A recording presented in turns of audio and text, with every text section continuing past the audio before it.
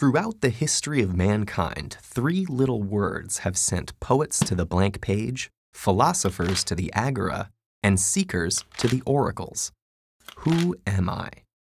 From the ancient Greek aphorism inscribed on the Temple of Apollo, "Know thyself," to the Who's Rock anthem, "Who are you?" Philosophers, psychologists, academics, scientists, artists, theologians, and politicians have all tackled the subject of identity. Their hypotheses are widely varied and lack significant consensus. These are smart, creative people. So what's so hard about coming up with the right answer? One challenge certainly lies with the complex concept of the persistence of identity. Which you is who? The person you are today, 5 years ago, who you'll be in 50 years? And when is am? This week? Today? This hour? This second?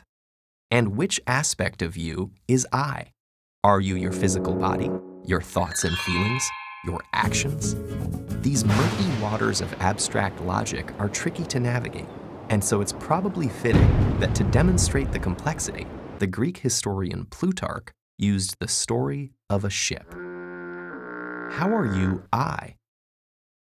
As the tale goes, Theseus, the mythical founder-king of Athens, single-handedly slayed the evil Minotaur at Crete, then returned home on a ship. To honor this heroic feat, for 1,000 years Athenians painstakingly maintained his ship in the harbor, and annually reenacted his voyage. Whenever a part of the ship was worn or damaged, it was replaced with an identical piece of the same material, until at some point, no original parts remained. Plutarch noted the ship of Theseus was an example of the philosophical paradox revolving around the persistence of identity. How can every single part of something be replaced, yet it still remains the same thing? Let's imagine there are two ships. The ship that Theseus docked in Athens, Ship A, and the ship sailed by the Athenians 1,000 years later, Ship B. Very simply, our question is this: does A equal B?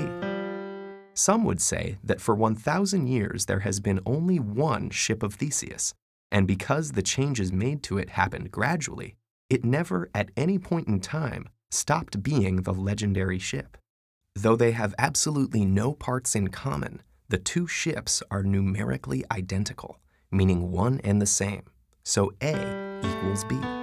However, others could argue that Theseus never set foot on Ship B, and his presence on the ship is an essential qualitative property of the ship of Theseus.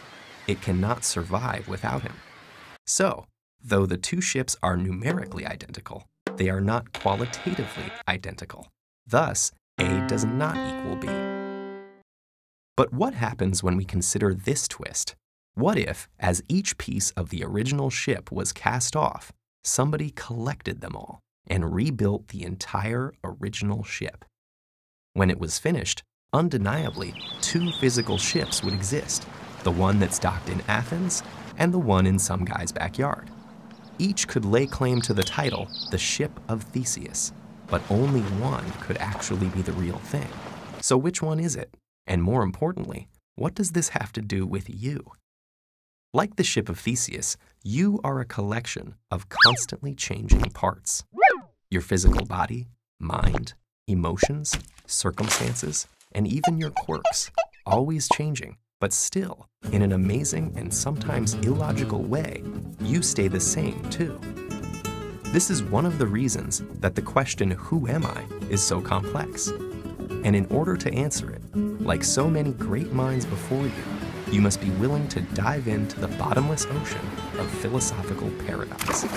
Or maybe you could just answer, I am a legendary hero sailing a powerful ship on an epic journey. That could work too.